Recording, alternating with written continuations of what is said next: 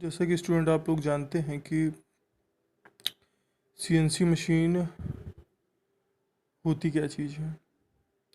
CNC machine का full form होता है CNC, computer numerical control machine. इसके काफ़ी सारे भाग होते हैं। वैसे आज आने वाले समय में हम लोग जानते हैं कि सीएनसी मशीन एक इंडस्ट्री के लिए बहुत ही ज़रूरी है, क्योंकि बिना इसके किसी भी तरह के कोई पॉसिबिलिटीज़ नहीं होती हैं। वैसे कि इसके बेसिकली पार्ट्स कौन कौन से होते हैं, जैसे कि मशीन कंट्रोल यूनिट होती है जो कि हमारे सारे कंट्रोल करती हैं। प्रोग्राम होता है, कैसे प्रोग्रामिंग करनी है, इन सब चीज़ों के बारे में हमें जानना होता है। मशीन टूल, जब मशीन टूल के बारे में बात करते हैं, क्या हमारा मशीन टूल होता है, कैसे होता है, इन सब चीज़ों के बारे में हम जानते हैं। मशीन कंट्रोल यूनिट क्या होती है, इसके बारे में हमें जानना बहुत ज़रूरी होता है। मशीन कंट्रोल यूनिट होती है कि जो कि हमारे सारे मशीन कंट्रोल जो कि सब कुछ होता है उसको कंट्रोल करती है। जैसे कि यहाँ पर दिखाया गया है कि सबसे पहले हमारा इनपुट यूनिट होता है। इनपुट यूनिट जो होता है हमारा टेप रिकॉर्डर में जाता है, फिर मेमोरी भंडारण में जाता है, फिर कंप्रेशर में जाता है, फिर सर्वो मोटर फीडबैक उपकरण के रूप में जाता है। तो इन सब चीज़ों के बारे में हमारा सब कुछ जानना बहुत ज़रूरी होता है, क्योंकि हमारी इंडस्ट्री के लिए ये बहुत ज़रूरी है कि हम किस चीज़ पर कितना वर्क कर रहे हैं, कितना वर्क नहीं कर रहे हैं, ये बहुत ज़्यादा ज़रूरी है। अतः इन सब चीज़ों के बारे में आप बहुत सही से जाने तो ज़्यादा अच्छा है। अब देखिए ये पूरा प्रोसेस यहाँ पे दिखाया गया है। जैसे कि पहले होता है किसी भी चीज़ की हमें पार्ट प्रोग्रामिंग करनी है, तो सबसे पहले हम पार्ट प्रोग्रामिंग करते हैं। पार्ट प्रोग्रामिंग करने के बाद उसमें जैसे कि मशीन कंट्रोल यूनिट होता है वो हमारा जाता है और उस पर सारी जो यूनिटें होती हैं उसको कंट्रोल करती हैं। कंट्रोल करने के बाद उसे देती हैं, फिर मशीन उस चीज़ को परफॉर्म करता है। तो सारी परफॉर्मेशन हमारी होती है, उसके बाद हम सारा कुछ वर्क करते हैं। फिर हमारा टेप रिकॉर्डर होता है, टेप में सब कुछ रिकॉर्ड करते हैं। फिर इंटरप्रेटर होता है, उसको हम सारा कंट्रोल देते हैं, क्या कैसा करना है क्या नहीं करना है, इन सब चीज़ों के बारे में सब कुछ जानना पड़ता है। अब जैसे इसके लाभ क्या होते हैं, कटाई टूल पर नियंत्रण संभव होता है, उत्पादन लीड समय कम होता है, त्रुटियां कम होती हैं। मानक और लेबलिंग का कार्य सुनिश्चित करना है। पहले से सूचित उपकरणों के लिए न्यूनतम ऊर्जा खपत तथा कार्य करने के लिए मानकों का विकास करना होता है। ऐसे उपकरणों का निर्माण, बिक्री और आयात पर रोक लगाना जो मानकों के अनुरूप नहीं है, ये सब मानक और लेबलिंग का काम होता है। उपभोक्ताओं को लाभ के बारे में जानकारी देना कि क्या इसमें आपको लाभ होगा क्या नहीं होगा, आपको किस तरह से चीज़ों को मैनेज करना है, ये सब देना काम होता है। नामित उपभोक्ता, ऊर्जा संरक्षण अधिनियम के तहत नामित उपभोक्ता के मुख्य प्रावधान। सरकार ऊर्जा गहन उद्योग अन्य प्रतिष्ठानों को नामित उपभोक्ता के रूप में अधिसूचित करेगी। अधिनियम की अधिसूची ऐसे नामित उपभोक्ता की सूची प्रदान करेगी जो मूल रूप से गहन उद्योग, रेलवे, पोर्ट ट्रस्ट, परिवहन सबके लिए होता है। नामित उपभोक्ता मान्यता प्राप्त ऊर्जा लेखा परीक्षण से ही संचालित एनर्जी का ऑडिट करेगा। नामित उपभोक्ताओं द्वारा केवल निर्धारित योग्यता वाले ऊर्जा प्रबंधकों की नियुक्ति किया जाएगा। नामित उपभोक्ता केंद्र सरकार द्वारा निर्धारित ऊर्जा खपत के मानदंडों और मापकों का पालन करेगा। नीतिगत विश्लेषण, परियोजना प्रबंधन, वित्त पोधक, ये सब करना पड़ता है। ऊर्जा संरक्षण भवन कोड, ऊर्जा संरक्षण भवन कोड से संबंधित नियमों को अधिसूचित किए जाने के बाद वाणिज्य भवनों के लिए संबंधित राज्यों द्वारा स्थानीय जलवायु परिस्थितियों या अन्य कारकों के अनुरूप घोषणा किया जाना। इसके अलावा इन मामलों में 500 किलोवाट व 600 किलोवाट या इससे अधिक के व्यावसायिक उद्देश्य के लिए उपयोग किए जाना। केंद्रीय ऊर्जा संरक्षण निधि क्या होती है?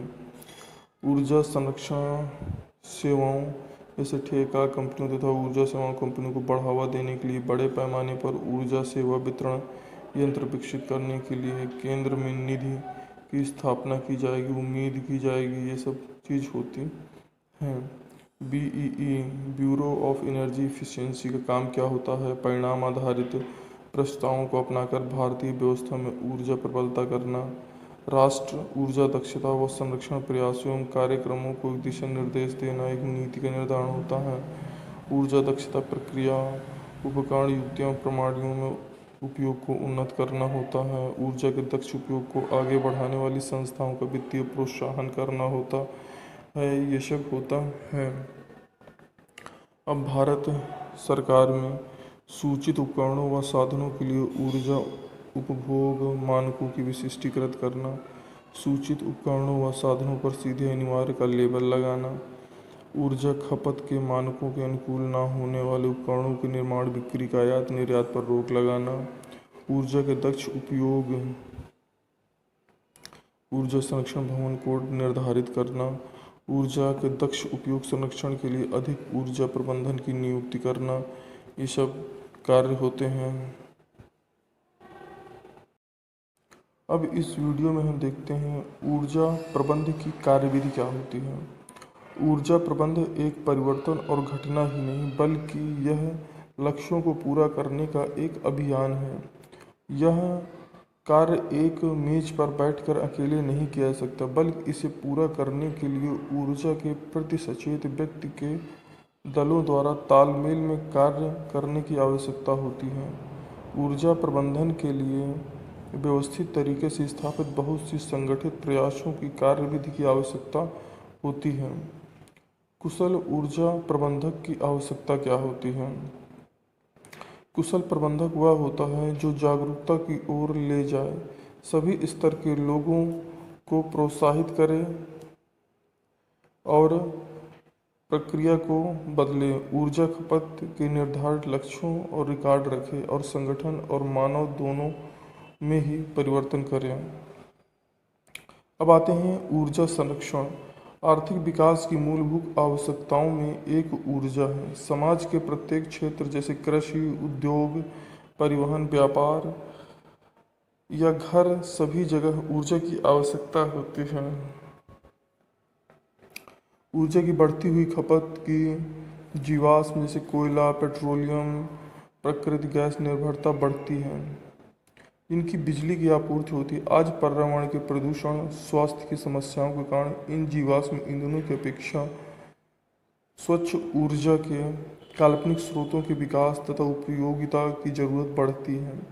जीवाश्म उद्योगों की बढ़ती कीमतों और भविष्य में इनकी कमी के गंभीर संकट से ऊर्जा विकास के एक स्थायी मार्ग के सृजन की आवश्यकता महसूस की गई है। इसके लिए दो सर्वोत्तम मार्ग हैं। पहला, ऊर्जा संरक्षण को प्रोत्साहन देना और दूसरा, पर्यावरण के अनुकूल ऊर्जा स्रोतों का इस्तेमाल करना। देश में ऊर्जा की मांग और आपूर्ति के बीच अंतराल को कम करने की सबसे अधिक लागत प्रभावी विधि ऊर्जा दक्षता को प्रोत्साहन देना, इसका संरक्षण करना। ऊर्जा संरक्षण कम खपत के जरिए उपयोग की जा रही है। ऊर्जा को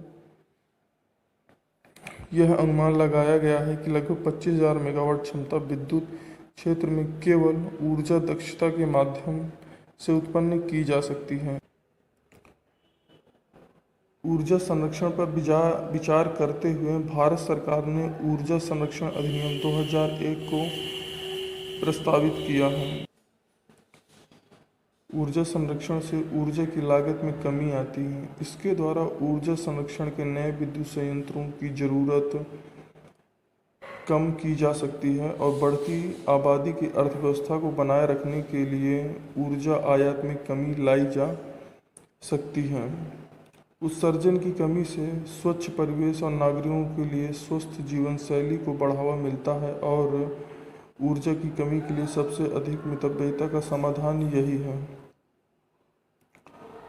ऊर्जा संरक्षण का अर्थ गुणवत्ता और निर्गत मात्रा को प्रभावित किए बिना ऊर्जा की खपत को घटाने से है। ऊर्जा संरक्षण वैद्युत एवं दक्षता उपयोग करने का आग्रह करता है जिससे उत्पादन को लागत को घटाया जा सकता है। उद्योगों में ऊर्जा संरक्षण योग्यता को क्रियान्वित करने के लिए दो सामान्य सिद्धांत निम्नलिखित हैं।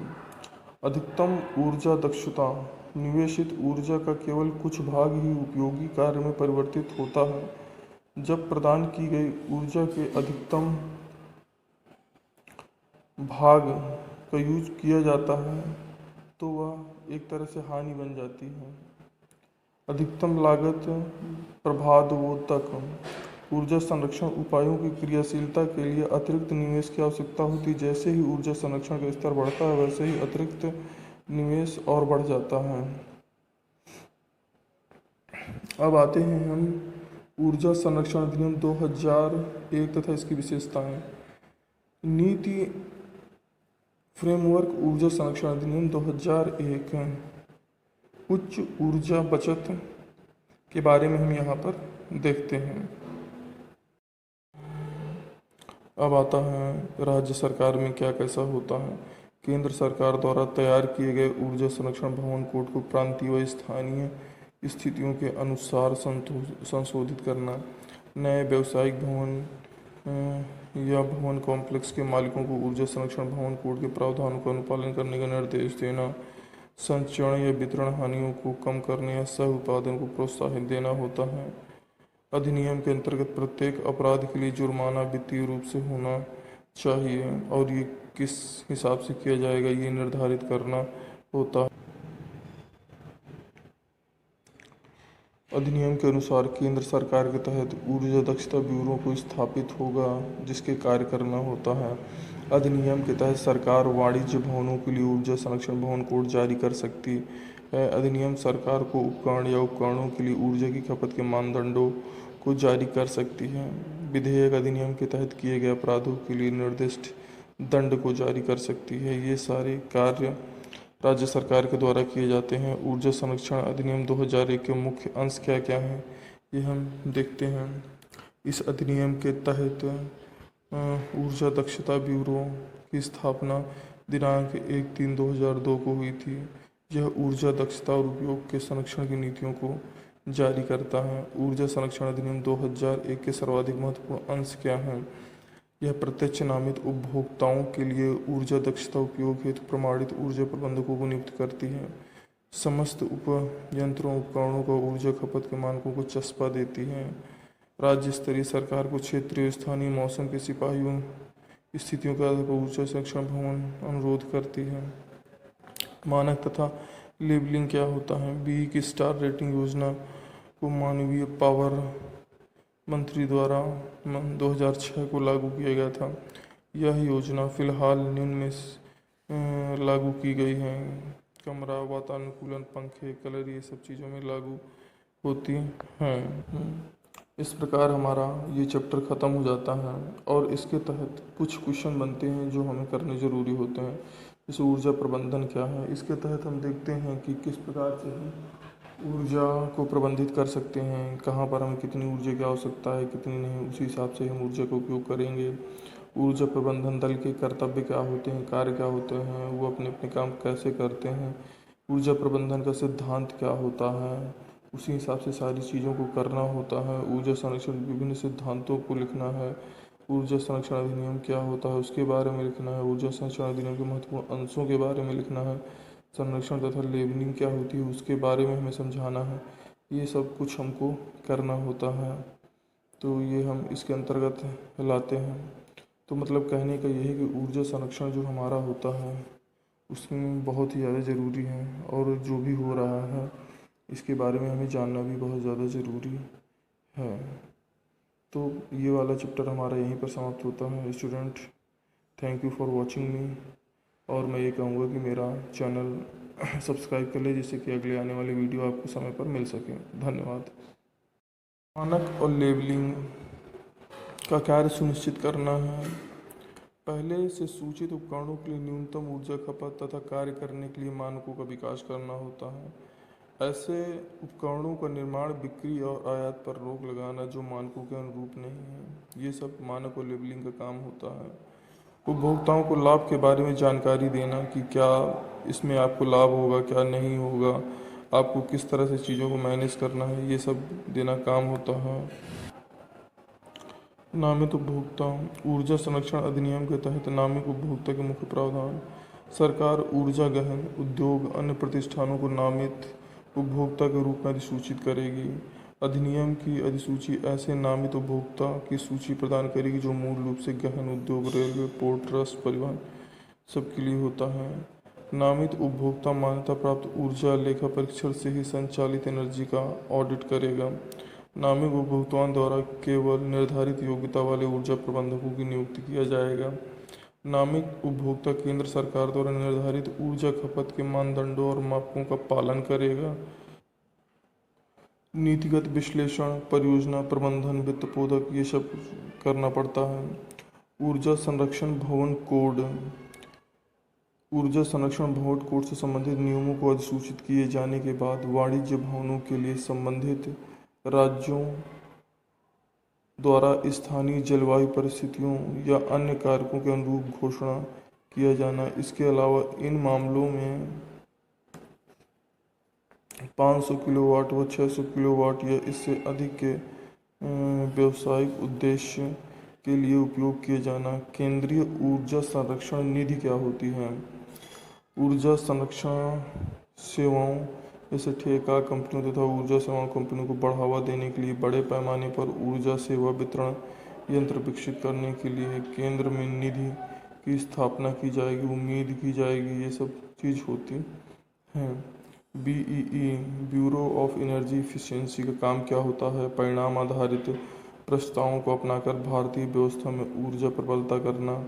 राष्ट्र ऊर्जा दक्षता व संरक्षण प्रयासों एवं कार्यक्रमों को दिशा निर्देश देना एक नीति का निर्धारण होता है। ऊर्जा दक्षता प्रक्रिया, उपकरण, युक्तियों, प्रणालियों में उपयोग को उन्नत करना होता है। ऊर्जा के दक्ष उपयोग को आगे बढ़ाने वाली संस्थाओं का वित्तीय प्रोत्साहन करना होता है। ये सब होता है। अब भारत सरकार में सूचित उपकरणों व साधनों के लिए ऊर्जा उपभोग मानकों की विशिष्टीकृत करना, सूचित उपकरणों व साधनों पर सीधे अनिवार्य का लेबल लगाना, ऊर्जा खपत के मानकों के अनुकूल न होने वाले उपकरणों के निर्माण, बिक्री का आयात निर्यात पर रोक लगाना, ऊर्जा के दक्ष उपयोग ऊर्जा संरक्षण भवन कोड निर्धारित करना, ऊर्जा के दक्ष उपयोग संरक्षण के लिए अधिक ऊर्जा प्रबंधन की नियुक्ति करना, ये सब कार्य होते हैं। हेलो स्टूडेंट्स, आज इस वीडियो में हम पढ़ते हैं ऊर्जा संरक्षण तथा ऊर्जा संरक्षण अधिनियम 2001। जैसे कि आप जानते हैं कि ऊर्जा की जो भी प्रॉब्लम्स आती जा रही हैं, इस वजह से गवर्नमेंट में इस चीज़ को सोच कर कि हम ऊर्जा संरक्षण के बारे में कैसे कुछ नियम बना सकते हैं जिससे कि लोग इसमें जागरूक हों और ऊर्जा के बारे में ज़्यादा से ज़्यादा सोचें। जैसे कि इसमें दिया गया है कि ऊर्जा प्रबंधन का अर्थ अधिकतम फायदे के लिए ऊर्जा का प्रभावी ढंग से उपयोग करना है। कारोबार, संगठनों और घरों में ऊर्जा की बचत से संबंधित यह प्रयोग में आता है। इसका अर्थ बेकार वस्तु को अलग कर ऊर्जा का श्रेष्ठ विधि से उपयोग करना जिसमें न्यूनतम हानि हो। उदाहरण के लिए 1 बूंद प्रति सेकंड की दर से तेल रिसाव का मतलब 2000 लीटर प्रति वर्ष की हानि है, जिसकी कीमत 10,000 रुपये आती है। मतलब कहने का ये है कि हमें ये सोच के चलना है कि हम कितना कम से कम ऊर्जा का उपयोग करें और भविष्य के लिए ऊर्जा की हम बचत कर सकें। ऊर्जा प्रबंधन के लक्ष्य: ऊर्जा उत्पादन और गुणवत्ता को प्रभावित करे बिना ऊर्जा मुख्य मूल्य की बर्बादी को न्यूनतम करना है। पर्यावरण के प्रभाव तथा परिवर्तन को न्यूनतम करना है। ऊर्जा निर्गत प्रति इकाई की आवश्यकता को कम करना है। ऊर्जा नीति के उद्देश्य: ऊर्जा नीति सफल ऊर्जा प्रबंधन को आधार प्रदान करती है। यह एक व्यापारिक प्रतिष्ठान के लक्ष्यों का कथन होती है। ऊर्जा नीति ऊर्जा प्रबंधकों के मार्गदर्शन का कार्य करती है, जिसका लक्ष्य निर्धारण, उद्देश्य, गुणवत्ता और प्रक्रिया की जानकारी मिलती है। ऊर्जा प्रबंधन नीति के अंतर्गत वरिष्ठ प्रबंधक द्वारा वचनबद्धता की घोषणा होती है। ऊर्जा प्रबंधन दल कार्य एवं कर्तव्य: ऊर्जा प्रबंधन की योजनाओं का क्रियान्वयन करता है। ऊर्जा योजनाओं की देखभाल करना, जो कि संगठन का एक भाग है, और संगठन के सभी भागों को एकीकृत करना है।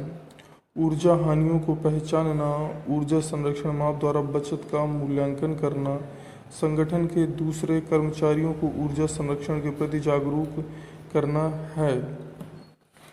ऊर्जा प्रबंधन की जिम्मेदारियां और कर्तव्य, नियंत्रण और कम लागत के लिए वार्षिक क्रियाकलाप योजना बनाना, प्रबंधन की आज्ञा से संगठन द्वारा ऊर्जा संरक्षण इकाई को स्थापित करना, ऊर्जा मूल्य को कम करने के लिए योजना बनाना, लागू करना और उनका प्रबंधन करना, संस्था के अन्य कर्मचारियों को जागरूक बनाना और आंतरिक प्रयोगशाला शोध करना तथा उससे प्राप्त परिणामों की जानकारी संबंधित दस्तावेजों में बांटना, सभी कर्मचारियों के लिए नियमित प्रशिक्षण देना, ऊर्जा लेख परीक्षण करने के लिए बाहरी सरकारी विभाग को बुलाना, ये सब काम होते हैं। ऊर्जा प्रबंधक के कर्तव्य, इसमें हम देखते हैं कि जो हमारा मैनेजर होता है, एनर्जी मैनेजर होता है, उसको ऊर्जा को कैसे प्रबंधित करके रखना है। मान्यता प्राप्त लेखा परीक्षक द्वारा की गई अनुशंसा पर की गई कार्यवाही और ऊर्जा खपत की जानकारी ब्यूरो ऑफ एनर्जी एवं राज्य स्तरीय नामित संस्था को निर्धारित मूल्य में भरकर भेजना चाहिए। ऊर्जा संरक्षण की सामान्य प्रवृत्ति का विश्लेषण करके एकत्रित सूचनाओं को रिकॉर्ड करने की अच्छी व्यवस्था स्थापित करनी चाहिए। ऊर्जा लेखा परीक्षा करने वाले लेखा परीक्षक के साथ सहयोग करना चाहिए। मांगी गई जानकारियां अधिनियम के तहत बोर्ड को देनी चाहिए। ऊर्जा प्रबंधन के सिद्धांत एवं कार्यनीति क्या होती हैं? ऊर्जा का उपयोग उसकी अधिकतम ऊर्जा क्षमता तक ही किया जाना चाहिए। सभी प्रकार की ऊर्जा आवश्यकता के अनुसार संभव न्यूनतम मूल्य पर उपलब्ध होना चाहिए। हानियों को कम करना चाहिए। ऊर्जा प्रबंधन की कार्यनीति के विभिन्न विवरण क्या होते हैं? उपयोग की गई ऊर्जा के प्रकार की जानकारी को सूचीबद्ध करना चाहिए। उपयोग की गई तकनीकी और मशीनों का अध्ययन करना चाहिए। आवश्यक तकनीकी और उपकरण की पहचान करना चाहिए। आवश्यक स्रोतों पर विचार विमर्श कर परिणाम करना चाहिए। वार्षिक पुनः परीक्षण करना चाहिए। मतलब कहने का ये मतलब है कि इसमें हम हर तरह से जो भी ऊर्जा के बारे में चीज़ें होती हैं कि कैसे उनको व्यवस्थित रखना है, उन सब चीज़ों के बारे में हम करते हैं।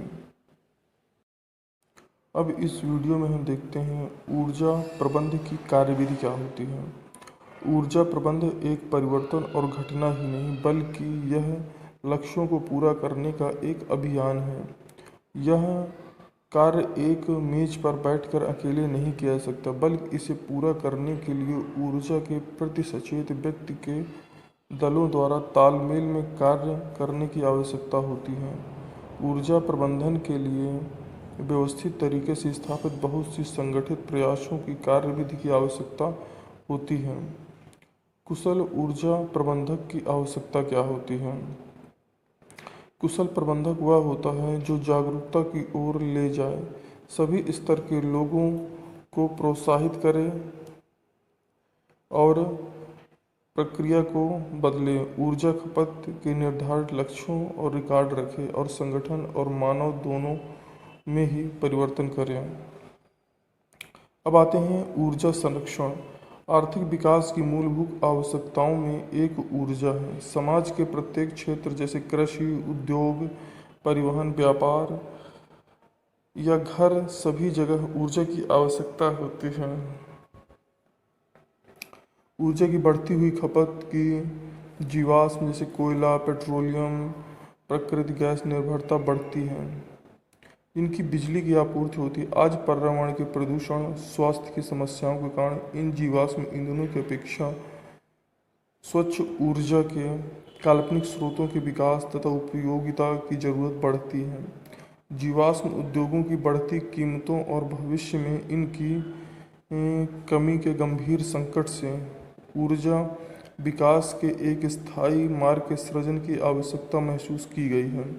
इसके लिए दो सर्वोत्तम मार्ग हैं। पहला, ऊर्जा संरक्षण को प्रोत्साहन देना और दूसरा, पर्यावरण के अनुकूल ऊर्जा स्रोतों का इस्तेमाल करना।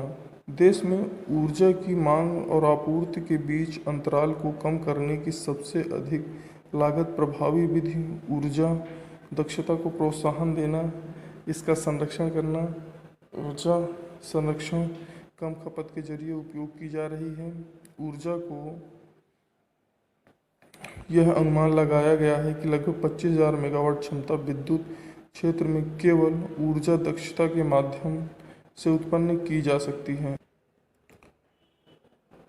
ऊर्जा संरक्षण पर विचार करते हुए भारत सरकार ने ऊर्जा संरक्षण अधिनियम 2001 को प्रस्तावित किया है। ऊर्जा संरक्षण से ऊर्जा की लागत में कमी आती है। इसके द्वारा ऊर्जा संरक्षण के नए विद्युत संयंत्रों की ज़रूरत कम की जा सकती है और बढ़ती आबादी की अर्थव्यवस्था को बनाए रखने के लिए ऊर्जा आयात में कमी लाई जा सकती है। उत्सर्जन की कमी से स्वच्छ परिवेश और नागरिकों के लिए स्वस्थ जीवन शैली को बढ़ावा मिलता है और ऊर्जा की कमी के लिए सबसे अधिक मितव्ययिता का समाधान यही है।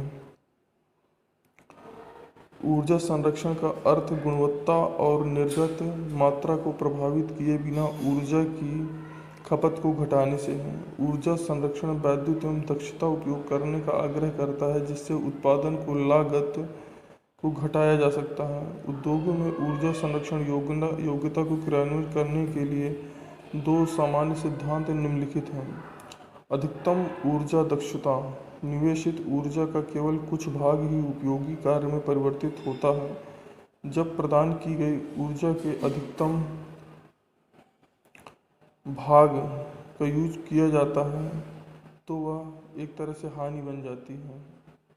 अधिकतम लागत प्रभावोत्तक, ऊर्जा संरक्षण उपायों की क्रियाशीलता के लिए अतिरिक्त निवेश की आवश्यकता होती है। जैसे ही ऊर्जा संरक्षण का स्तर बढ़ता है वैसे ही अतिरिक्त निवेश और बढ़ जाता है। अब आते हैं हम ऊर्जा संरक्षण अधिनियम 2001 तथा इसकी विशेषताएं। नीति फ्रेमवर्क ऊर्जा संरक्षण अधिनियम 2001 उच्च ऊर्जा बचत के बारे में हम यहाँ पर देखते हैं। अब आता है राज्य सरकार में क्या कैसा होता है। केंद्र सरकार द्वारा तैयार किए गए ऊर्जा संरक्षण भवन कोड को प्रांतीय व स्थानीय स्थितियों के अनुसार संशोधित करना, नए व्यावसायिक भवन या भवन कॉम्प्लेक्स के मालिकों को ऊर्जा संरक्षण भवन कोड के प्रावधानों का अनुपालन करने का निर्देश देना, संचरण या वितरण हानियों को कम करने या सह उत्पादन को प्रोत्साहित देना होता है। अधिनियम के अंतर्गत प्रत्येक अपराध के लिए जुर्माना वित्तीय रूप से होना चाहिए और ये किस हिसाब से किया जाएगा ये निर्धारित करना होता है। अधिनियम के अनुसार केंद्र सरकार के तहत ऊर्जा दक्षता ब्यूरो को स्थापित होगा जिसके कार्य करना होता है। अधिनियम के तहत सरकार वाणिज्य भवनों के लिए ऊर्जा संरक्षण भवन कोड जारी कर सकती है। अधिनियम सरकार को उपकरण या उपकरणों के लिए ऊर्जा की खपत के मानदंडों को जारी कर सकती है। विधेयक अधिनियम के तहत किए गए अपराधों के लिए निर्दिष्ट दंड को जारी कर सकती है। ये सारे कार्य राज्य सरकार के द्वारा किए जाते हैं। ऊर्जा संरक्षण अधिनियम 2001 के मुख्य अंश क्या क्या हैं ये हम देखते हैं। इस अधिनियम के तहत ऊर्जा दक्षता ब्यूरो की स्थापना दिनांक 1/3/2002 को हुई थी। यह ऊर्जा दक्षता और उपयोग के संरक्षण की नीतियों को जारी करता है। ऊर्जा संरक्षण अधिनियम 2001 के सर्वाधिक महत्वपूर्ण अंश क्या हैं। यह प्रत्यक्ष नामित उपभोक्ताओं के लिए ऊर्जा दक्षता उपयोग हेतु प्रमाणित ऊर्जा प्रबंधकों को नियुक्त करती है। समस्त उपयंत्रों उपकरणों का ऊर्जा खपत के मानकों को चस्पा देती है। राज्य स्तरीय सरकार को क्षेत्रीय स्थानीय मौसम के सिपाहियों स्थितियों के आधार पर ऊर्जा संरक्षण भवन अनुरोध करती है। मानक तथा लेबलिंग क्या होता है। बी की स्टार रेटिंग योजना को मानवीय पावर मंत्री द्वारा 2006 को लागू किया गया था। यह योजना फिलहाल निम्न में लागू की गई है। कमरा, वातानुकूलन, पंखे, कलर, ये सब चीज़ों में लागू होती हैं। इस प्रकार हमारा ये चैप्टर ख़त्म हो जाता है और इसके तहत कुछ क्वेश्चन बनते हैं जो हमें करने ज़रूरी होते हैं। जैसे ऊर्जा प्रबंधन क्या है, इसके तहत हम देखते हैं कि किस प्रकार से हम ऊर्जा को प्रबंधित कर सकते हैं, कहाँ पर हमें कितनी ऊर्जा की आवश्यकता है, कितनी नहीं, उसी हिसाब से हम ऊर्जा का उपयोग करेंगे। ऊर्जा प्रबंधन दल के कर्तव्य क्या होते हैं, कार्य क्या होते हैं, वो अपने अपने काम कैसे करते हैं, ऊर्जा प्रबंधन का सिद्धांत क्या होता है, उसी हिसाब से सारी चीज़ों को करना होता है। ऊर्जा संरक्षण विभिन्न सिद्धांतों को लिखना है। ऊर्जा संरक्षण अधिनियम क्या होता है उसके बारे में लिखना है। ऊर्जा संरक्षण अधिनियम के महत्वपूर्ण अंशों के बारे में लिखना है। संरक्षण तथा लेबलिंग क्या होती है उसके बारे में हमें समझाना है। ये सब कुछ हमको करना होता है, तो ये हम इसके अंतर्गत लाते हैं। तो मतलब कहने का ये है कि ऊर्जा संरक्षण जो हमारा होता है उसमें बहुत ही ज़्यादा ज़रूरी है, और जो भी हो रहा है इसके बारे में हमें जानना भी बहुत ज़्यादा ज़रूरी है। तो ये वाला चैप्टर हमारा यहीं पर समाप्त होता है student. Thank you for watching मी, और मैं ये कहूँगा कि मेरा चैनल सब्सक्राइब कर ले जिससे कि अगले आने वाली वीडियो आपको समय पर मिल सके। धन्यवाद। मानक और लेबलिंग का कार्य सुनिश्चित करना है। पहले से सूचित उपकरणों के लिए न्यूनतम ऊर्जा खपत तथा कार्य करने के लिए मानकों का विकास करना होता है। ऐसे उपकरणों का निर्माण, बिक्री और आयात पर रोक लगाना जो मानकों के अनुरूप नहीं है, ये सब मानक और लेबलिंग का काम होता है। उपभोक्ताओं को लाभ के बारे में जानकारी देना कि क्या इसमें आपको लाभ होगा, क्या नहीं होगा, आपको किस तरह से चीज़ों को मैनेज करना है, ये सब देना काम होता है। नामित उपभोक्ता। ऊर्जा संरक्षण अधिनियम के तहत नामित उपभोक्ता के मुख्य प्रावधान। सरकार ऊर्जा गहन उद्योग अन्य प्रतिष्ठानों को नामित उपभोक्ता के रूप में अधिसूचित करेगी। अधिनियम की अधिसूची ऐसे नामित उपभोक्ता की सूची प्रदान करेगी जो मूल रूप से गहन उद्योग, रेलवे, पोर्ट ट्रस्ट, परिवहन सबके लिए होता है। नामित उपभोक्ता मान्यता प्राप्त ऊर्जा लेखा परीक्षण से ही संचालित एनर्जी का ऑडिट करेगा। नामित उपभोक्ताओं द्वारा केवल निर्धारित योग्यता वाले ऊर्जा प्रबंधकों की नियुक्ति किया जाएगा। नामित उपभोक्ता केंद्र सरकार द्वारा निर्धारित ऊर्जा खपत के मानदंडों और मापकों का पालन करेगा। नीतिगत विश्लेषण, परियोजना प्रबंधन, वित्त पोधक, ये सब करना पड़ता है। ऊर्जा संरक्षण भवन कोड। ऊर्जा संरक्षण भवन कोड से संबंधित नियमों को अधिसूचित किए जाने के बाद वाणिज्य भवनों के लिए संबंधित राज्यों द्वारा स्थानीय जलवायु परिस्थितियों या अन्य कारकों के अनुरूप घोषणा किया जाना। इसके अलावा इन मामलों में 500 किलोवाट व 600 किलोवाट या इससे अधिक के व्यावसायिक उद्देश्य के लिए उपयोग किए जाना। केंद्रीय ऊर्जा संरक्षण निधि क्या होती है? ऊर्जा संरक्षण सेवाओं जैसे ठेका कंपनियों तथा ऊर्जा सेवा कंपनियों को बढ़ावा देने के लिए बड़े पैमाने पर ऊर्जा सेवा वितरण यंत्र विकसित करने के लिए केंद्र में निधि की स्थापना की जाएगी, उम्मीद की जाएगी, ये सब चीज़ होती हैं। BEE bureau of energy efficiency का काम क्या होता है? परिणाम आधारित प्रस्तावों को अपनाकर भारतीय व्यवस्था में ऊर्जा प्रबलता करना। राष्ट्र ऊर्जा दक्षता व संरक्षण प्रयासों एवं कार्यक्रमों को दिशा निर्देश देना एक नीति का निर्धारण होता है। ऊर्जा दक्षता प्रक्रिया, उपकरण, युक्तियों, प्रणालियों में उपयोग को उन्नत करना होता है। ऊर्जा के दक्ष उपयोग को आगे बढ़ाने वाली संस्थाओं का वित्तीय प्रोत्साहन करना होता है, ये सब होता है। अब भारत सरकार में सूचित उपकरणों व साधनों के लिए ऊर्जा उपभोग मानकों की विशिष्टीकृत करना, सूचित उपकरणों व साधनों पर सीधे अनिवार्य का लेबल लगाना, ऊर्जा खपत के मानकों के अनुकूल न होने वाले उपकरणों के निर्माण, बिक्री, आयात निर्यात पर रोक लगाना, ऊर्जा के दक्ष उपयोग, ऊर्जा संरक्षण भवन कोड निर्धारित करना, ऊर्जा के दक्ष उपयोग संरक्षण के लिए अधिक ऊर्जा प्रबंधन की नियुक्ति करना, ये सब कार्य होते हैं। हेलो स्टूडेंट्स, आज इस वीडियो में हम पढ़ते हैं ऊर्जा संरक्षण तथा ऊर्जा संरक्षण अधिनियम 2001। जैसे कि आप जानते हैं कि ऊर्जा की जो भी प्रॉब्लम्स आती जा रही हैं, इस वजह से गवर्नमेंट में इस चीज़ को सोच कर कि हम ऊर्जा संरक्षण के बारे में कैसे कुछ नियम बना सकते हैं जिससे कि लोग इसमें जागरूक हों और ऊर्जा के बारे में ज़्यादा से ज़्यादा सोचें।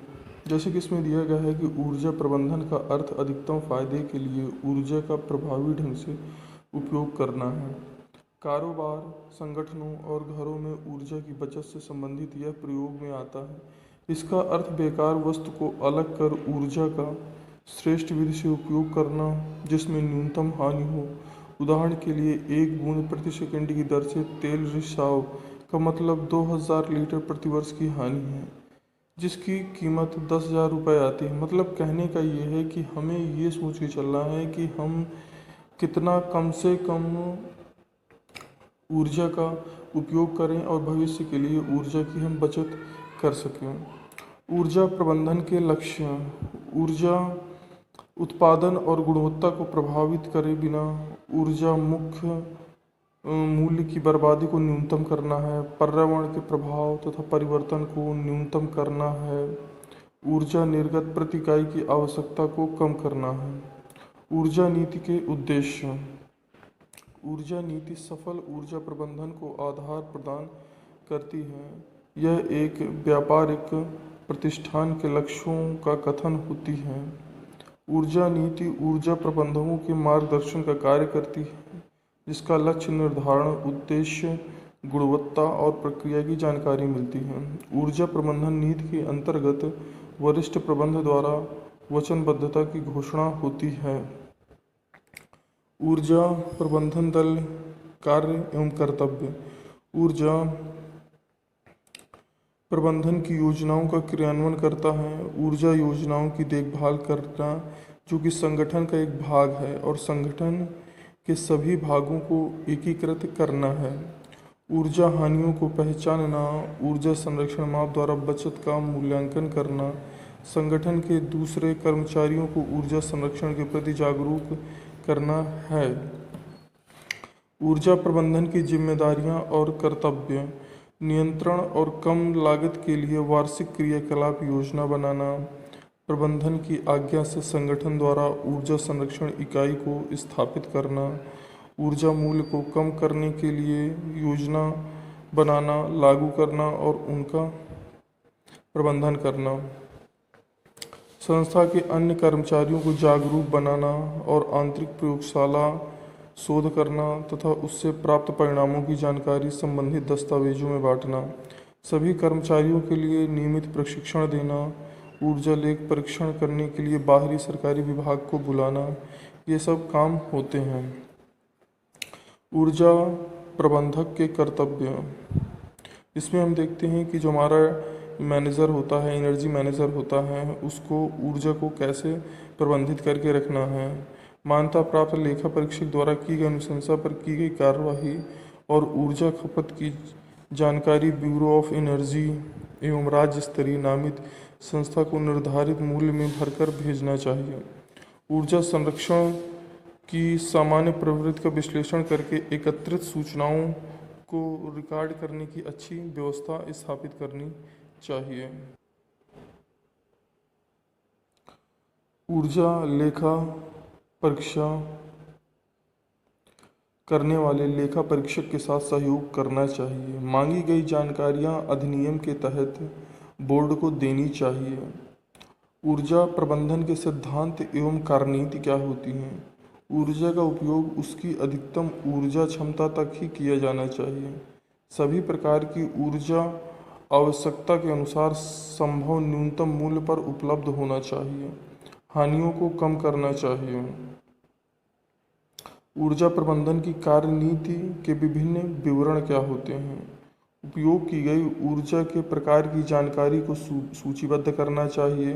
उपयोग की गई तकनीकी और मशीनों का अध्ययन करना चाहिए। आवश्यक तकनीकी और उपकरण की पहचान करना चाहिए। आवश्यक स्रोतों पर विचार विमर्श कर परिणाम करना चाहिए। वार्षिक पुनः परीक्षण करना चाहिए। मतलब कहने का ये मतलब है कि इसमें हम हर तरह से जो भी ऊर्जा के बारे में चीज़ें होती हैं कि कैसे उनको व्यवस्थित रखना है, उन सब चीज़ों के बारे में हम करते हैं।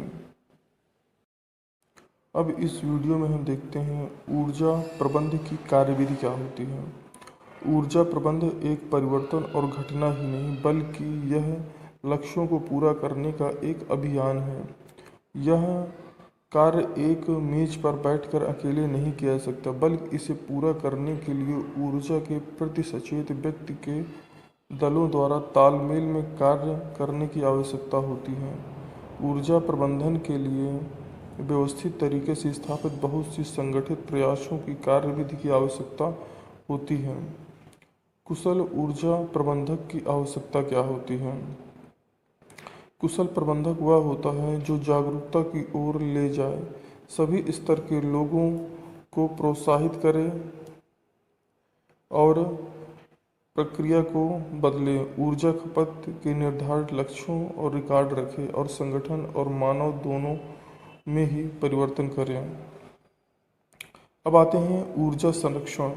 आर्थिक विकास की मूलभूत आवश्यकताओं में एक ऊर्जा है। समाज के प्रत्येक क्षेत्र जैसे कृषि, उद्योग, परिवहन, व्यापार या घर, सभी जगह ऊर्जा की आवश्यकता होती है।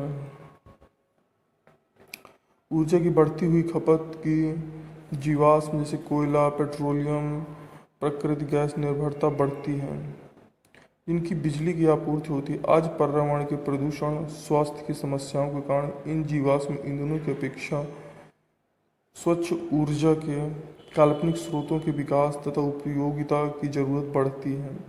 जीवाश्म उद्योगों की बढ़ती कीमतों और भविष्य में इनकी कमी के गंभीर संकट से ऊर्जा विकास के एक स्थायी मार्ग के सृजन की आवश्यकता महसूस की गई है।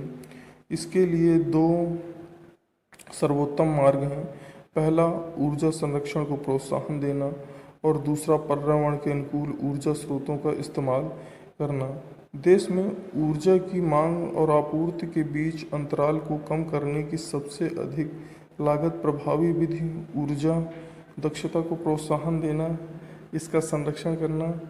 ऊर्जा संरक्षण कम खपत के जरिए उपयोग की जा रही है। ऊर्जा को यह अनुमान लगाया गया है कि लगभग 25,000 मेगावाट क्षमता विद्युत क्षेत्र में केवल ऊर्जा दक्षता के माध्यम से उत्पन्न की जा सकती है। ऊर्जा संरक्षण पर विचार करते हुए भारत सरकार ने ऊर्जा संरक्षण अधिनियम 2001 को प्रस्तावित किया है। ऊर्जा संरक्षण से ऊर्जा की लागत में कमी आती है। इसके द्वारा ऊर्जा संरक्षण के नए विद्युत संयंत्रों की ज़रूरत कम की जा सकती है और बढ़ती आबादी की अर्थव्यवस्था को बनाए रखने के लिए ऊर्जा आयात में कमी लाई जा सकती है। उत्सर्जन की कमी से स्वच्छ परिवेश और नागरिकों के लिए स्वस्थ जीवन शैली को बढ़ावा मिलता है और ऊर्जा की कमी के लिए सबसे अधिक मितव्ययिता का समाधान यही है। ऊर्जा संरक्षण का अर्थ गुणवत्ता और निर्गत मात्रा को प्रभावित किए बिना ऊर्जा की खपत को घटाने से है। ऊर्जा संरक्षण वैद्युत एवं दक्षता उपयोग करने का आग्रह करता है जिससे उत्पादन को लागत को घटाया जा सकता है। उद्योगों में ऊर्जा संरक्षण योग्यता को क्रियान्वित करने के लिए दो सामान्य सिद्धांत निम्नलिखित हैं।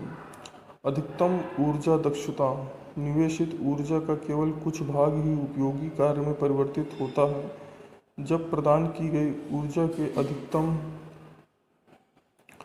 भाग का यूज किया जाता है तो वह एक तरह से हानि बन जाती है।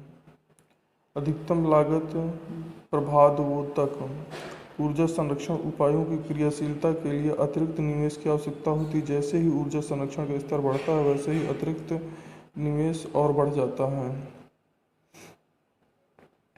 अब आते हैं हम ऊर्जा संरक्षण अधिनियम 2001 तथा इसकी विशेषताएं। नीति फ्रेमवर्क ऊर्जा संरक्षण अधिनियम 2001 उच्च ऊर्जा बचत के बारे में हम यहाँ पर देखते हैं। अब आता है राज्य सरकार में क्या कैसा होता है। केंद्र सरकार द्वारा तैयार किए गए ऊर्जा संरक्षण भवन कोड को प्रांतीय व स्थानीय स्थितियों के अनुसार संशोधित करना, नए व्यावसायिक भवन या भवन कॉम्प्लेक्स के मालिकों को ऊर्जा संरक्षण भवन कोड के प्रावधानों का अनुपालन करने का निर्देश देना, संचरण या वितरण हानियों को कम करने या सह उत्पादन को प्रोत्साहित देना होता है। अधिनियम के अंतर्गत प्रत्येक अपराध के लिए जुर्माना वित्तीय रूप से होना चाहिए और ये किस हिसाब से किया जाएगा ये निर्धारित करना होता है। अधिनियम के अनुसार केंद्र सरकार के तहत ऊर्जा दक्षता ब्यूरो को स्थापित होगा जिसके कार्य करना होता है। अधिनियम के तहत सरकार वाणिज्य भवनों के लिए ऊर्जा संरक्षण भवन कोड जारी कर सकती है। अधिनियम सरकार को उपकरण या उपकरणों के लिए ऊर्जा की खपत के मानदंडों को जारी कर सकती है। विधेयक अधिनियम के तहत किए गए अपराधों के लिए निर्दिष्ट दंड को जारी कर सकती है। ये सारे कार्य राज्य सरकार के द्वारा किए जाते हैं। ऊर्जा संरक्षण अधिनियम 2001 के मुख्य अंश क्या क्या हैं ये हम देखते हैं। इस अधिनियम के तहत ऊर्जा दक्षता ब्यूरो की स्थापना दिनांक 1/3/2002 को हुई थी। यह ऊर्जा दक्षता और उपयोग के संरक्षण की नीतियों को जारी करता है। ऊर्जा संरक्षण अधिनियम 2001 के सर्वाधिक महत्वपूर्ण अंश क्या हैं? यह प्रत्यक्ष नामित उपभोक्ताओं के लिए ऊर्जा दक्षता उपयोग हेतु प्रमाणित ऊर्जा प्रबंधकों को नियुक्त करती है। समस्त उपयंत्रों उपकरणों को ऊर्जा खपत के मानकों को चस्पा देती है। राज्य स्तरीय सरकार को क्षेत्रीय स्थानीय मौसम के सिपाहियों स्थितियों के आधार पर ऊर्जा संरक्षण भवन अनुरोध करती है। मानक तथा लेबलिंग क्या होता है? बी की स्टार रेटिंग योजना को मानवीय पावर मंत्री द्वारा 2006 को लागू किया गया था। यह योजना फिलहाल निम्न में लागू की गई है।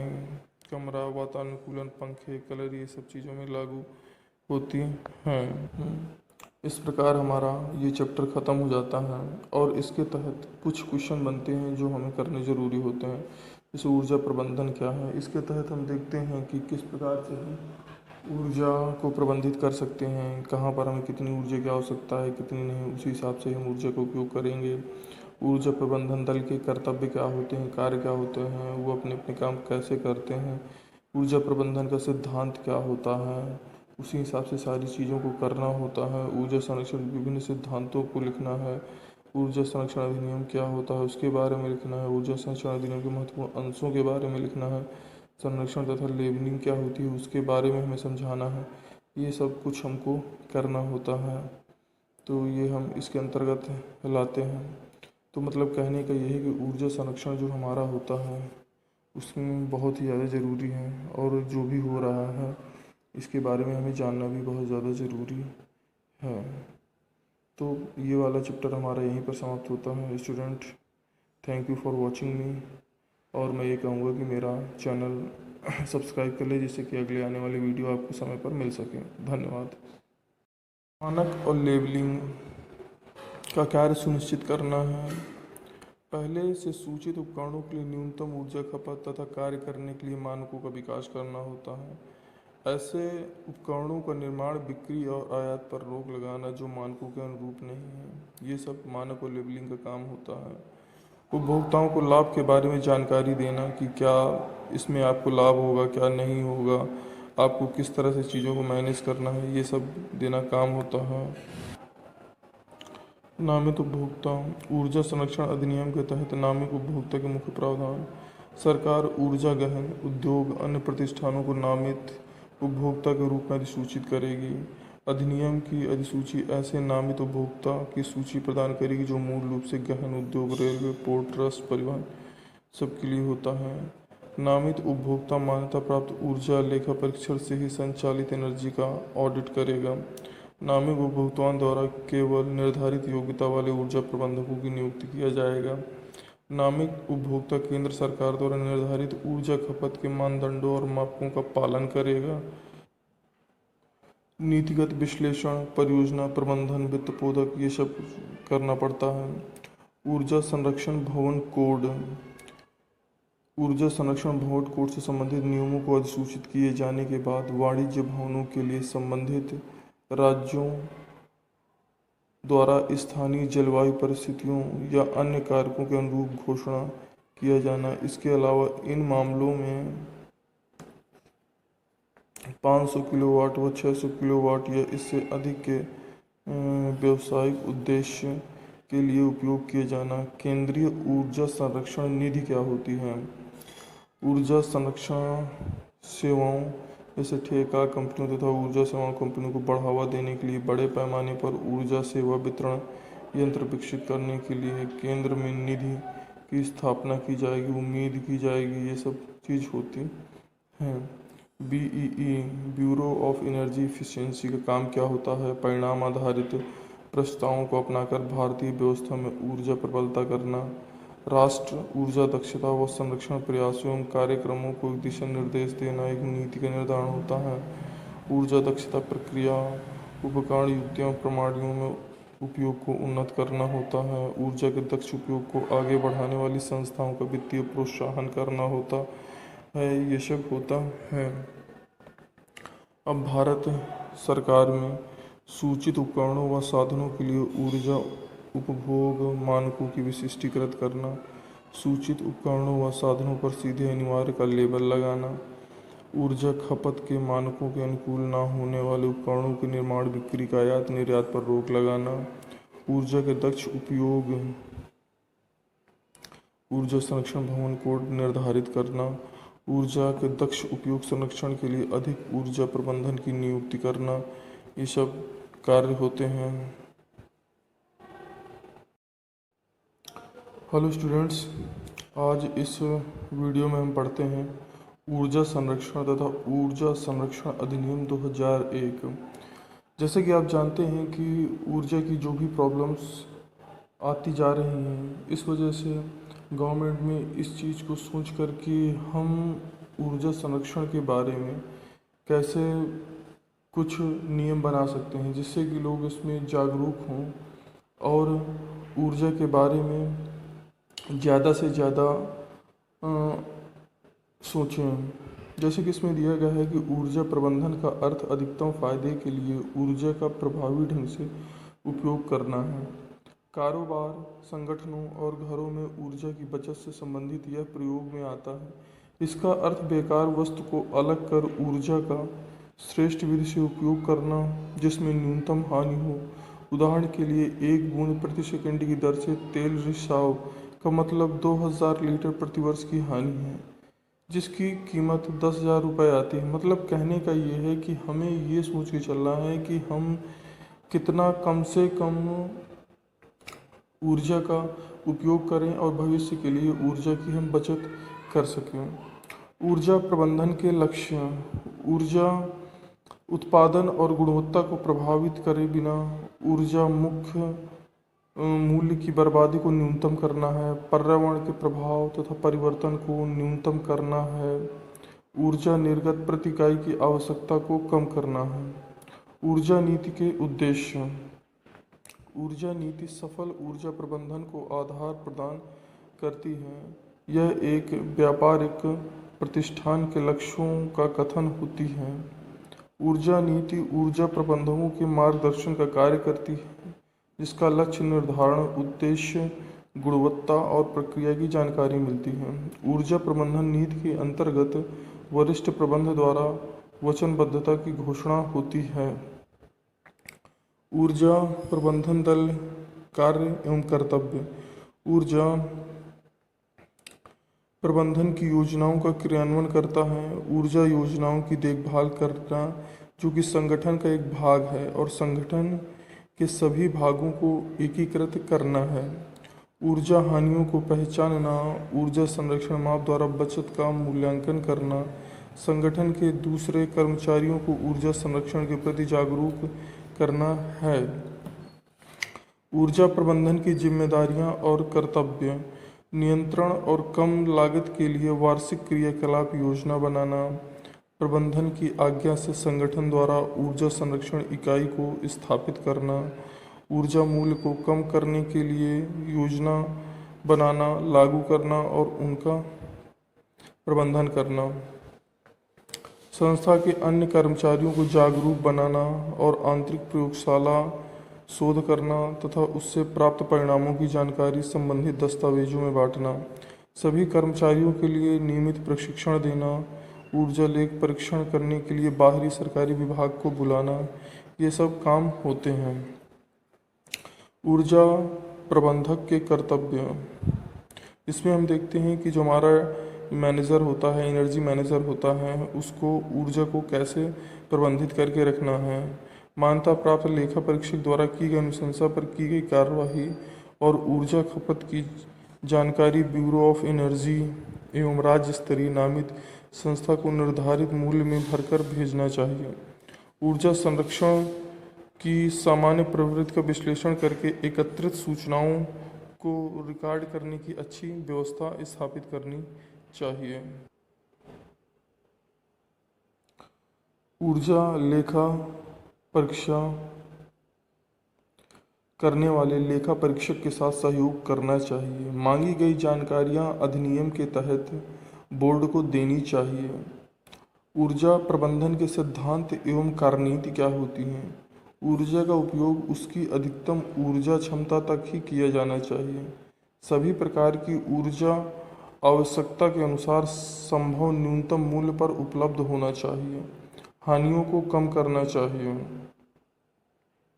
ऊर्जा प्रबंधन की कार्यनीति के विभिन्न विवरण क्या होते हैं। उपयोग की गई ऊर्जा के प्रकार की जानकारी को सूचीबद्ध करना चाहिए। उपयोग की गई तकनीकी और मशीनों का अध्ययन करना चाहिए। आवश्यक तकनीकी और उपकरण की पहचान करना चाहिए। आवश्यक स्रोतों पर विचार विमर्श कर परिणाम करना चाहिए। वार्षिक पुनः परीक्षण करना चाहिए। मतलब कहने का ये मतलब है कि इसमें हम हर तरह से जो भी ऊर्जा के बारे में चीज़ें होती हैं कि कैसे उनको व्यवस्थित रखना है, उन सब चीज़ों के बारे में हम करते हैं। मानक और लेबलिंग का कार्य सुनिश्चित करना है। पहले से सूचित उपकरणों के लिए न्यूनतम ऊर्जा खपत तथा कार्य करने के लिए मानकों का विकास करना होता है। ऐसे उपकरणों का निर्माण, बिक्री और आयात पर रोक लगाना जो मानकों के अनुरूप नहीं है, ये सब मानक और लेबलिंग का काम होता है। उपभोक्ताओं को लाभ के बारे में जानकारी देना कि क्या इसमें आपको लाभ होगा, क्या नहीं होगा, आपको किस तरह से चीज़ों को मैनेज करना है, ये सब देना काम होता है। नामित उपभोक्ता। ऊर्जा संरक्षण अधिनियम के तहत नामित उपभोक्ता के मुख्य प्रावधान। सरकार ऊर्जा गहन उद्योग अन्य प्रतिष्ठानों को नामित उपभोक्ता के रूप में अधिसूचित करेगी। अधिनियम की अधिसूची ऐसे नामित उपभोक्ता की सूची प्रदान करेगी जो मूल रूप से गहन उद्योग, रेलवे, पोर्ट ट्रस्ट, परिवहन सबके लिए होता है। नामित उपभोक्ता मान्यता प्राप्त ऊर्जा लेखा परीक्षण से ही संचालित एनर्जी का ऑडिट करेगा। नामित उपभोक्ताओं द्वारा केवल निर्धारित योग्यता वाले ऊर्जा प्रबंधकों की नियुक्ति किया जाएगा। नामित उपभोक्ता केंद्र सरकार द्वारा निर्धारित ऊर्जा खपत के मानदंडों और मापकों का पालन करेगा।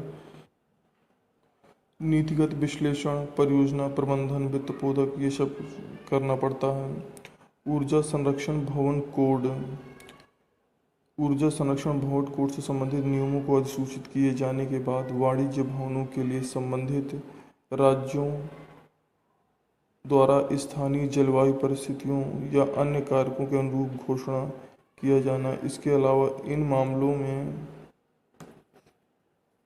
500 किलोवाट व 600 किलोवाट या इससे अधिक के व्यावसायिक उद्देश्य के लिए उपयोग किए जाना। केंद्रीय ऊर्जा संरक्षण निधि क्या होती है।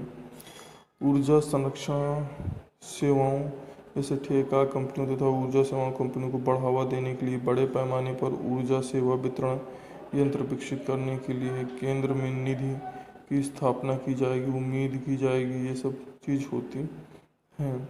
BEE bureau of energy efficiency का काम क्या होता है। परिणाम आधारित प्रस्तावों को अपनाकर भारतीय व्यवस्था में ऊर्जा प्रबलता करना। राष्ट्र ऊर्जा दक्षता व संरक्षण प्रयासों एवं कार्यक्रमों को दिशा निर्देश देना एक नीति का निर्धारण होता है। ऊर्जा दक्षता प्रक्रिया, उपकरण, युक्तियों, प्रणालियों में उपयोग को उन्नत करना होता है। ऊर्जा के दक्ष उपयोग को आगे बढ़ाने वाली संस्थाओं का वित्तीय प्रोत्साहन करना होता है। ये सब होता है। अब भारत सरकार में सूचित उपकरणों व साधनों के लिए ऊर्जा उपभोग मानकों की विशिष्टीकृत करना। सूचित उपकरणों व साधनों पर सीधे अनिवार्य का लेबल लगाना।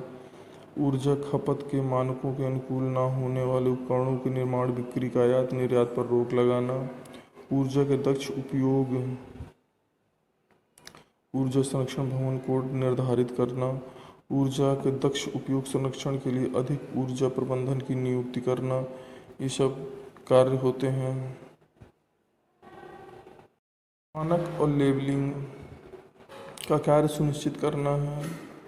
पहले से सूचित उपकरणों के लिए न्यूनतम ऊर्जा खपत तथा कार्य करने के लिए मानकों का विकास करना होता है। ऐसे उपकरणों का निर्माण, बिक्री और आयात पर रोक लगाना जो मानकों के अनुरूप नहीं है, ये सब मानक और लेबलिंग का काम होता है। उपभोक्ताओं को लाभ के बारे में जानकारी देना कि क्या इसमें आपको लाभ होगा, क्या नहीं होगा, आपको किस तरह से चीज़ों को मैनेज करना है, ये सब देना काम होता है। नामित उपभोक्ता। ऊर्जा संरक्षण अधिनियम के तहत नामित उपभोक्ता के मुख्य प्रावधान। सरकार ऊर्जा गहन उद्योग अन्य प्रतिष्ठानों को नामित उपभोक्ता के रूप में अधिसूचित करेगी। अधिनियम की अधिसूची ऐसे नामित उपभोक्ता की सूची प्रदान करेगी जो मूल रूप से गहन उद्योग, रेलवे, पोर्ट ट्रस्ट, परिवहन सबके लिए होता है। नामित उपभोक्ता मान्यता प्राप्त ऊर्जा लेखा परीक्षण से ही संचालित एनर्जी का ऑडिट करेगा। नामित उपभोक्ताओं द्वारा केवल निर्धारित योग्यता वाले ऊर्जा प्रबंधकों की नियुक्ति किया जाएगा। नामित उपभोक्ता केंद्र सरकार द्वारा निर्धारित ऊर्जा खपत के मानदंडों और मापकों का पालन करेगा। नीतिगत विश्लेषण, परियोजना प्रबंधन, वित्त पोधक, ये सब करना पड़ता है। ऊर्जा संरक्षण भवन कोड। ऊर्जा संरक्षण भवन कोड से संबंधित नियमों को अधिसूचित किए जाने के बाद वाणिज्य भवनों के लिए संबंधित राज्यों द्वारा स्थानीय जलवायु परिस्थितियों या अन्य कारकों के अनुरूप घोषणा किया जाना। इसके अलावा इन मामलों में 500 किलोवाट व 600 किलोवाट या इससे अधिक के व्यावसायिक उद्देश्य के लिए उपयोग किए जाना। केंद्रीय ऊर्जा संरक्षण निधि क्या होती है? ऊर्जा संरक्षण सेवाओं जैसे ठेका कंपनियों तथा ऊर्जा सेवाओं कंपनियों को बढ़ावा देने के लिए बड़े पैमाने पर ऊर्जा सेवा वितरण यंत्र विकसित करने के लिए केंद्र में निधि की स्थापना की जाएगी, उम्मीद की जाएगी, ये सब चीज़ होती हैं। BEE bureau of energy efficiency का काम क्या होता है? परिणाम आधारित प्रस्तावों को अपनाकर भारतीय व्यवस्था में ऊर्जा प्रबलता करना। राष्ट्र ऊर्जा दक्षता व संरक्षण प्रयासों एवं कार्यक्रमों को दिशा निर्देश देना एक नीति का निर्धारण होता है। ऊर्जा दक्षता प्रक्रिया, उपकरण, युक्तियों, प्रणालियों में उपयोग को उन्नत करना होता है। ऊर्जा के दक्ष उपयोग को आगे बढ़ाने वाली संस्थाओं का वित्तीय प्रोत्साहन करना होता है, ये सब होता है। अब भारत सरकार में सूचित उपकरणों व साधनों के लिए ऊर्जा उपभोग मानकों की विशिष्टीकृत करना, सूचित उपकरणों व साधनों पर सीधे अनिवार्य का लेबल लगाना, ऊर्जा खपत के मानकों के अनुकूल न होने वाले उपकरणों के निर्माण, बिक्री, का आयात निर्यात पर रोक लगाना, ऊर्जा के दक्ष उपयोग,